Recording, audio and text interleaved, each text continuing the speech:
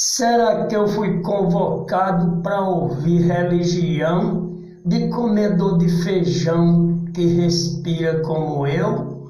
Se alguém não entendeu a minha filosofia, baseada em poesia sobre o que aconteceu, eu prefiro ouvir rock de um poeta baiano que morreu.